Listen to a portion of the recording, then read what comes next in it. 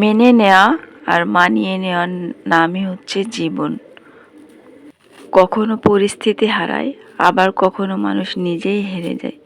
বিসমিল্লাহির রহমানির রহিম। আসসালামু আলাইকুম। কাছে এবং দূরে যেখান থেকে আমার ভিডিওটি দেখছেন, আশা করি সকলে ভালো আছেন। আলহামদুলিল্লাহ, আমরাও ভালো আছি। আজ দুপুর থেকে ব্লগটা শুরু করলাম। এখন বাজে সকাল দুপুর 12টা। আজকে রান্নাবান্না থেকে শুরু করলাম, সংসারের অন্যান্য কাজ আর শেয়ার করলাম না আপনাদের মাঝে। রান্নাবান্না করে আসলে আজকে একটু ব্যস্ত আছি, বাজারে যাবো, এই জন্য রান্নাবান্না করে নিচ্ছি। 2 দিনের ভিডিও একদিন করে আর কি আপনাদের মাঝে শেয়ার করতেছি। এটা হচ্ছে আগের দিনের ভিডিও আর পরের দিনের ভিডিও মিলে আর কি ভিডিও আপনাদের সাথে শেয়ার করতেছি। এইখানে দেখেন আমি চুলাটা ধরিয়ে নিচ্ছি, কাঠের চুলায় রান্না করি আমি। ভিডিওটি দেখতে থাকেন, আশা করি ভালো লাগবে। ভিডিওর শুরু থেকে বলে নিচ্ছি, কোথাও যদি একটু ভালো লেগে থাকে ভিডিওর, তাহলে একটা লাইক দিয়ে চ্যানেলটি সাবস্ক্রাইব করে আমার পাশে থাকবেন। আশা করি ভিডিও শুরু থেকে শেষ পর্যন্ত আমার সাথেই থাকবেন।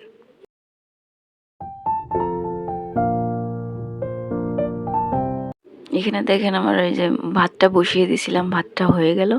আজ রান্না করব হচ্ছে ট্যাংরা মাছ ঝোল করব, আর হচ্ছে শাক রান্না করব।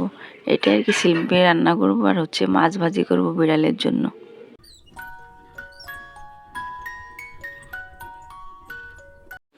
মানুষ কতই না অদ্ভুত, তাই না? মহান আল্লাহর কাছে কোনো কিছু চাইলে মানুষ না পাইলে কতই না অভিযোগ, অথচ না চাইতে মহান আল্লাহ আমাদের কতই না কিছু দিয়েছে। তার জন্য কয়জনই আমরা শুকরিয়া আদায় করি। আল্লাহ আমাদের না চাইতেই আল্লাহ আমাদের কত কিছু দেয়, তারপরেও আমরা শুকরিয়া আদায় করি না। আল্লাহ শুকরিয়া আদায় করলে আল্লাহ অনেক তার নিয়ামত আরও বেশি বেশি বাড়িয়ে দেয়। এখানে দেখেন আমার ভাতটা রান্না হয়ে গেল। এখন হচ্ছে মশলাটা একটু বেটে নিচ্ছি। আমি শিলপাটাই আসলে মশলা এরকম বেটে আর কি রান্নাবান্না করি। এটাই আমার কাছে যেন ভালো লাগে। আমাদের গ্রামের দিকে এভাবেই আর কি রান্নাবান্না করে। ব্লেন্ডারও আছে, ব্লেন্ডারে আসলে শুকনো মশলা, জিরা আর গরম মশলাটাই আর কি গুঁড়া করে রেখে দিই। আর প্রতিদিনের মশলা আমি এভাবেই আর কি বেটে আর কি রান্নাবান্না করি। এখন হচ্ছে ট্যাংরা মাছটা ঝোল করতে বসিয়ে দিব। আর এরপরে হচ্ছে আপনার ওইটা হচ্ছে ফুলকপির আর কি, ফুলকপির শাক কেউ খাইছেন কিনা জানি না। ফুলকপির পাতা আর কি কচি যে ডগাগুলা থাকে সেইগুলাই আর কি চিংড়ি মাছ দিয়ে রান্না করলে অনেক মজা লাগে।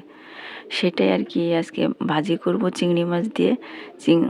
ফুলকপির আর কি কচি পাতা যেটা বলে আর কি, সেটাই আর কি আমাদের এখানে অনেক খাই। ঠিক আছে, এগুলা অনেক ভালো লাগে আর কি খাইতে। আপনারাও ট্রাই করে দেখবেন। এমনি অন্যান্য শাক যেভাবে ভাজি করে ওইটাও আর কি সেভাবে ভাজি করে খেতে হয়। এখানে কথা বলতে বলতে দেখেন আমার মশলাটা পেশা হয়ে গেল। এখন হচ্ছে আমি মাছটা বসিয়ে দিব।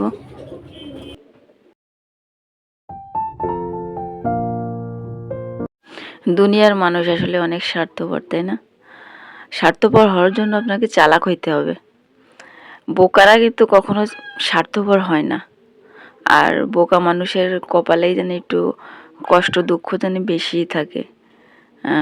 এটাই তো আসলে দেখি। এখানে দেখেন তেলটা গরম হয়ে গেছে। এখন পেঁয়াজ রসুনটাকে ভালো করে ভেজে আর কি কষিয়ে নিয়ে তারপর মাছটা একটু কষিয়ে নিয়ে তা অল্প করে পানি দিয়ে আর কি টমেটো দিয়ে আর কি রান্না করব। মাছটা হালকা হালকা মাখা মাখা ঝোল থাকবে। ট্যাংরা মাছ 2টা, এখানে আবার 2টা চিংড়ি মাছও দিছি। আমরা 2জন মানুষ, আমার আম্মু আর আমি আর কি আপাতত এখন আছি। 2জনের রান্নাবান্না আর কি ছোট্ট সংসারে। আসলে সকাল থেকে আসলে কাজের তো আর শেষ নাই, তাই না? আমাদের মেয়েদের আসলে কাজেরই শেষ নাই, সকাল থেকে একদম ঘুমানোর আগ পর্যন্ত। আমার এমনি পশু পাখি আছে, সেগুলো দেখাশোনা করতে হয়। ওদের পেছনে আসলে অনেক সময় দিতে হয়, সময় চলে যায় ওদের পেছনেই। এখানে দেখেন মশলাটা কষানো হয়ে গেছে। এখন মাছটা দিয়ে দেব, আর টমেটোটা দিব হচ্ছে ঝোলের পানিতে আর কি দিব।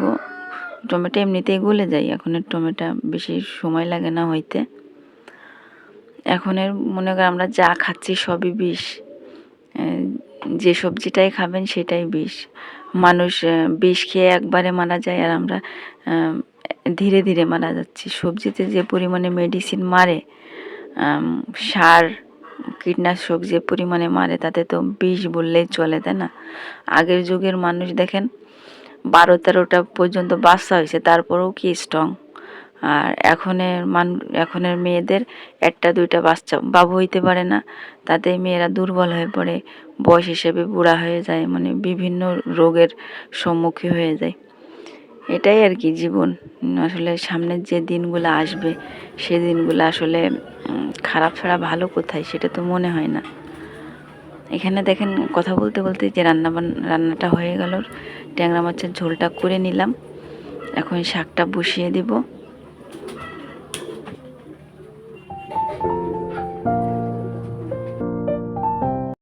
শাকটা সিদ্ধ করা হয়ে গেছে, এখন হচ্ছে আমি শাকের ভিতরে চিংড়ি মাছও দিছি আর কি।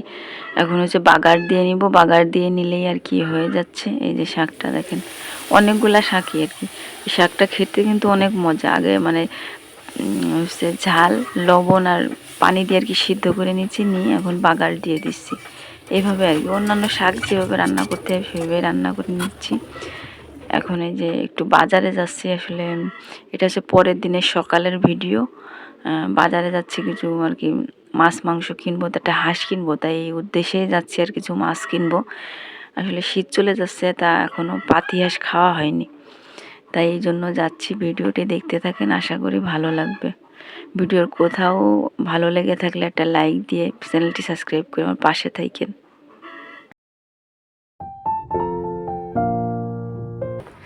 আসলে আমাদের বাসায় ভয়েস দিতে গেলে খুব সমস্যা, ঠিক আছে? পশু পাখি অনেক, তো এই জন্য সবাই ক্ষমা সুন্দর দৃষ্টিতে দেখবেন। আমি যখনই ভয়েস দিতে আসি তখনই জানি আমার মুরগিগুলা কবুতরগুলো একটু বেশি বেশি ডাকাডাকি করে। যাই হোক, সবাই ক্ষমা সুন্দর দৃষ্টিতে দেখবেন। ওই ঝোড়েগুলো দেখতেছিলাম,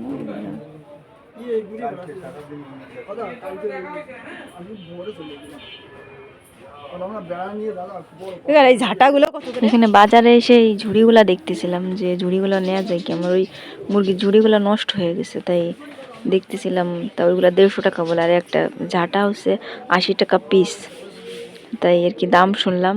তা ওগুলো পরে নিব আর কি।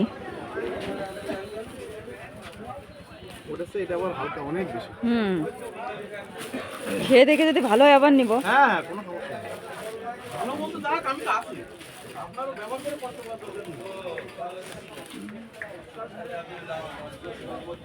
তাহলে 50 টাকা না?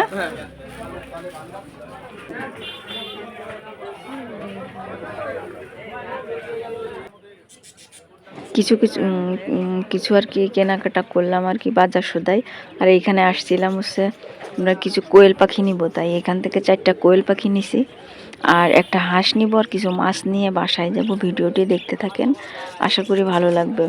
বাসায় যেয়ে শেয়ার করব কি কি আর কি কেনাকাটা করলাম আর কি। এখানে খরগোশগুলো দেখেন কি সুন্দর।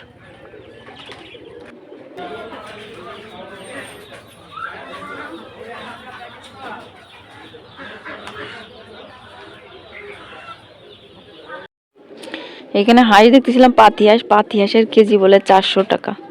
তো একটা হাঁস দেখছি, একটা হাঁসের 1 কেজি 300 গ্রাম হয়েছে। ওই হাঁসটাই নিব, দেখি কি দিয়ে কি হয়, দেখতে থাকেন। 1 কেজি 300, 540 টাকা। শুলে দিতে হবে, শুইলে পরিষ্কার করে 400 টাকা কেজি, 540 টাকা। এসো তোমাকে তো সবাই প্যারিস।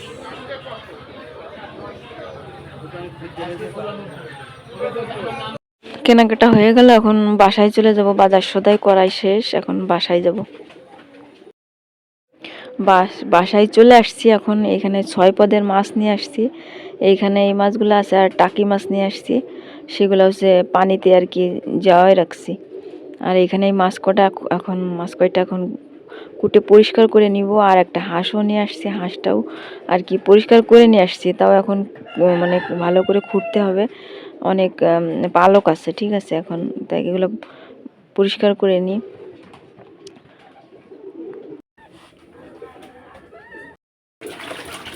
মাছ কুটে নিয়ে মাছগুলা সব কুটে ধুয়ে পরিষ্কার করে নেওয়া হয়ে গেল। এখন এগুলা পলিতে করে আর কি ফ্রিজে রেখে দিব।